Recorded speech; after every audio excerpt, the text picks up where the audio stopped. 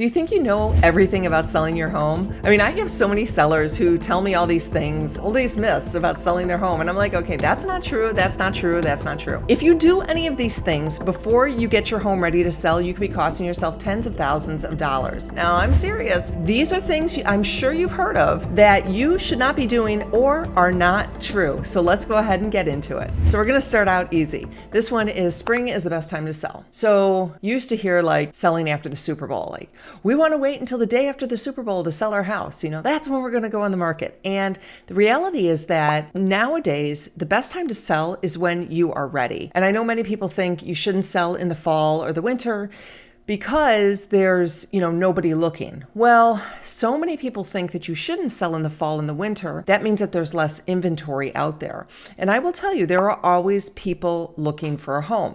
Now, if there's no inventory and you're the only game in town, there are people who will be interested in that. Now, selling in the spring is best if you think that you're going to capitalize on the school market. And what I mean by that is that usually you have to be closed on a house in order for a family to enter the school district that they're moving into by the first day of school. So, if you kind of miss that window, some people think that might be a hindrance. If you're in a very, very heavily populated school area with lots of children, that might make a difference. But truly, truly, the best time to sell your home is when you are ready.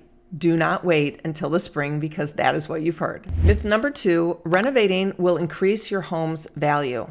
I can't tell you how many times I've walked into a house and sellers are like, oh, I remodeled the kitchen. And I'm looking at the kitchen, I'm like, oh, the kitchen looks okay, but this layout is horrible. Nobody's going to buy your house because your layout is terrible. So renovating doesn't always get you the most amount of money. And you have to understand, is there something in your home that would make it a reason somebody might not buy it? Now, this is a very complicated conversation to understand unless you've been doing this a long time. And many of you have lived in your home for many years and you think that it's a great home. You love it. You love the layout. You love the way it looks, all of that. But you have to understand that your house is being put out to a target market. And there are a lot of things that they want that you would not know because you are not their target market. So if you're thinking about renovating your home because you have to, because buyers want this updated move-in ready home, that's not always true. In my seller's playbook, I have a section in there that has 5 different categories of your home. If you understand which category of your home it is, if it's restoration required or concealable condition, surface shine, unpolished potential, or modern move-in, that's going to tell you what you need to do in order to kind of get it ready to sell, because every home will sell. And the goal for you to sell your home is to make the most amount of money. So what you don't want to do is put in too much money on updates that you're not going to get back, and you've basically over improved your house, but there's a real reason your home may not sell. So in my playbook, you can see these different categories and it will tell you how much money you should spend on updating if your home is in one of these 5 categories. You can go ahead and download it. We've had over 12,000 people download this playbook, and I'm telling you, it's a 40-page guide of everything you need to know in order to get your home ready to sell, from staging and updates to choosing an agent and pricing. So that's completely free to you. Go ahead and download it. The number 3 myth is buyers always want a deal on a home. Now, that is not always true. And when I talk about this to sellers, they don't really believe it because they don't realize that buyers want what they want and they're willing to pay up if it has exactly what they want. If you're thinking buyers always want a deal, they're always going to come in low, they're always going to try and get the price down, that's not always true. If they find a home that they've been looking for and it's perfect for them, they're going to pull the trigger, and they may even overpay for the house if it's priced correctly. Myth number 4 ties into that. Price your home high for negotiation purposes. This is a really, really bad idea. And I get a lot of sellers who project. Basically, what they're doing is projecting how they would purchase a home, how they would bid on a home. And they say, well, I just come in low and then I just negotiate the people down. That doesn't really work. And part of the reason it doesn't work is because people who come in and they give you a low bid when your price is really high, they're the hardest people to work with. They're the people that think you are desperate. They're the people that bring up a lot of issues in the inspection. So your goal is to price the home right above where, like a little tiny bit above the market value, appraised value. It's a little bit of complication on where exactly to price it, but it is a strategy. The worst thing you can do is overpricing your home. So you do not want to price it too high, because those buyers who come in and lowball you are not the ones you want to work with. You want to work with the buyers that are overpaying because the house is exactly what they're looking for. The number 5 myth: all real estate agents are the same. Now, you guys know I talk about agents a lot, and for some people, they're a necessary evil. And I say that because you don't want to pay somebody to sell your home. I get that. I totally understand that. But selling a home is really bigger than a lot of people understand. First of all, it can be very traumatic. I mean, I have millions of views from people who are getting their homes ready to sell. There is a lot to this. There's an art, there's a science, and there's a strategy. And if you are just choosing a real estate agent because maybe you play tennis with them or you know them from church or something like that, you really could be making a huge mistake and leaving a lot of money on the table. And I know this because I'm a high producing agent. I still currently sell quite a bit of real estate in the Chicagoland area in Northeast Florida. And I know what it takes to be a really good agent, because I believe I'm a really good agent because I've sold a lot of homes. And I talk about this from my experience of knowing what I knew when I first started to knowing what I know now. And there is just no comparison on my knowledge.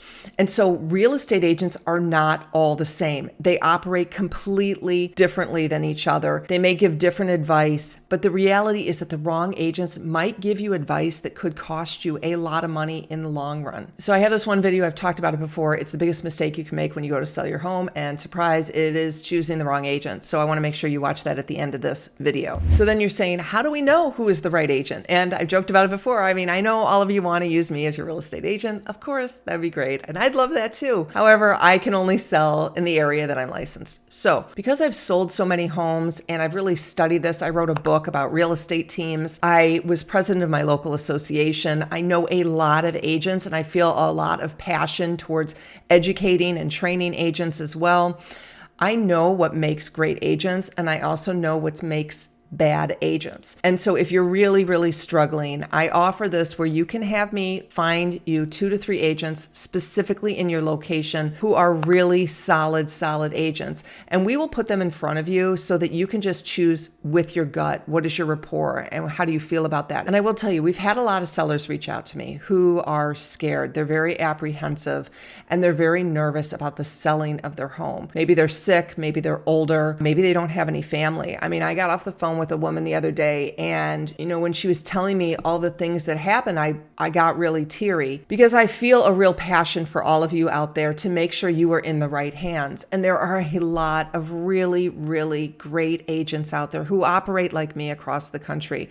And so that is my goal. That is my passion, to put you into the hands of an experienced agent in your area who can help you, who can transition you, who can walk you through this with stress-free. So if you need that agent, go ahead and use the QR code or fill out the form below. And I personally will help you get that perfect agent for your situation. So myth number 6, open houses don't work. Now, there are so many people who are torn on open houses. They are really a pain. And the market is changing where open houses are becoming more valuable. And that's because of the whole commission issues that we have right now, where buyers are going directly to the listing agent. So the listing agents are providing more open houses. So you actually may get more buyers right now who are coming unrepresented to an open house. Open houses may not really work, but they're not going to hurt you. The only problem with open houses, it is an inconvenience for you. I understand that. I know that. And having people into your home who you don't necessarily know, who are vetted, can be really difficult as well. But one thing you can do for open houses, and I've done this successfully, is have only 1 hour open house on a weekend. Because ultimately what happens is people usually wait until the last hour to come to the open house. And so if you're only having 1 hour open house, they might come during that time. I've successfully tried it and it does work. So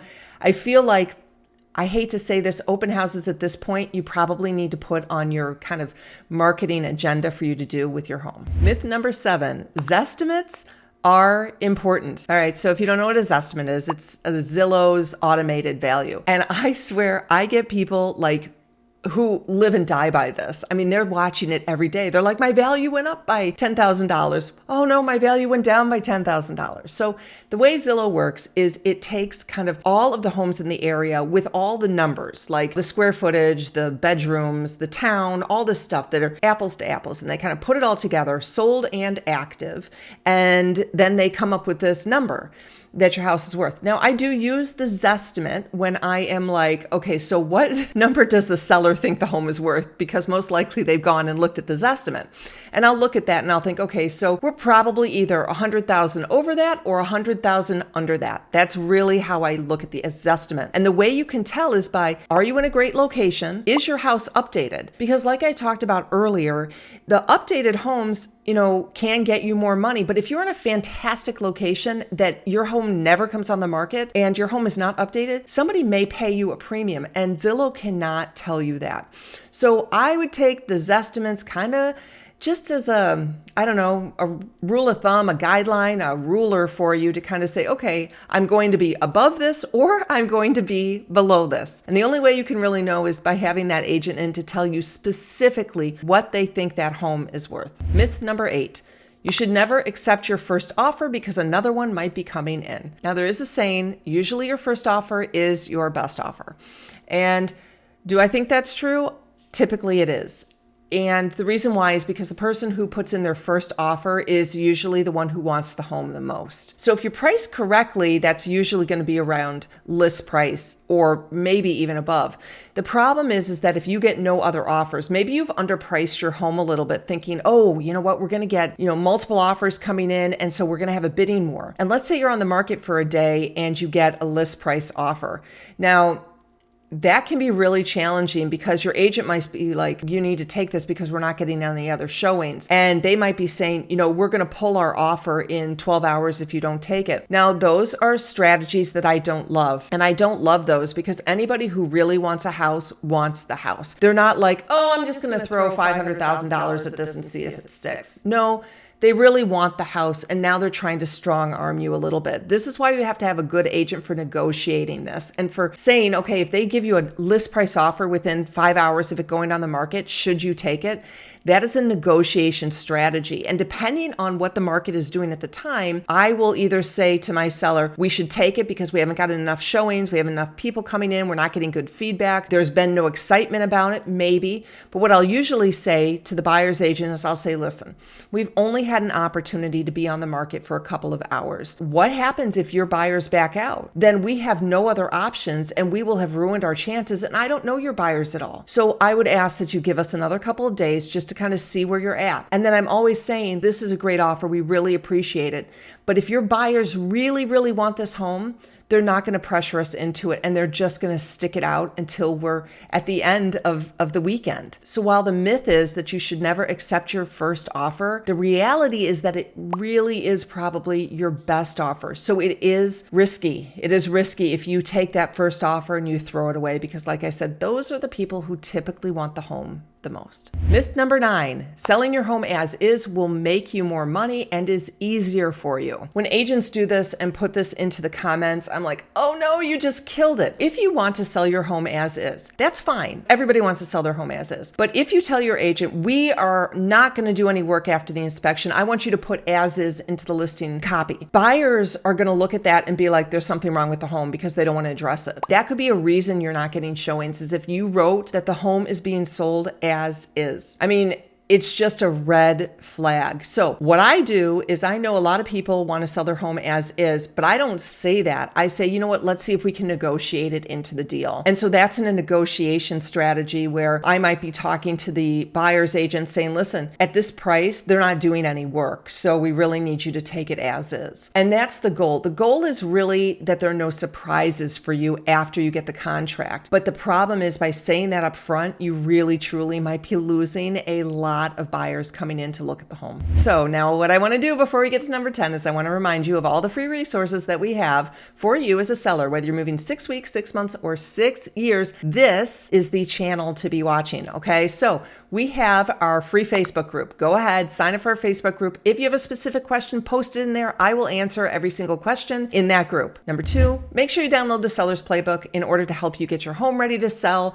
I guarantee it is worth the price of admission, which is free. Number 3, if you need an agent, if you are unsure, you guys know I am there for you. I promise you, I will help get you through this. And number 4, please subscribe. Come on, guys. Don't forget to subscribe to the channel. It just pushes our content out to more, and you will not miss anything that I have coming out. Myth number 10, you have to professionally stage your home. Now, professionally staging means, furniture and bringing stuff in and paying a lot of money. No. Staging really doesn't mean that. Staging means you're cleaning up, you're decluttering, you're maybe buying a few accessories that kind of liven up the home, that make it appeal to younger buyers. But that is what staging is. So I don't want you to get afraid about what staging is. I don't want you to get upset that you're gonna have to spend all this money on furniture. You may go out and buy a small new rug from Home Goods or from Target or something like that. That is going to be worth it for you to do. But your agent can advise you on how to stage. Truly, your agent should be able to guide you through that. So that leaves me with the next video that I want you guys to watch. I do have a whole playlist. You can just kind of put it on and leave it and watch all of them. But this is a great video for you. If you're thinking that you might want to stage, what is the difference? Do you bring in new furniture? I've got a great video for you that shows you before and after pictures. Now, this home was kind of decorated, but it's going to show you the significance of actually going all out. And then maybe you can see, is it worth it or is it not?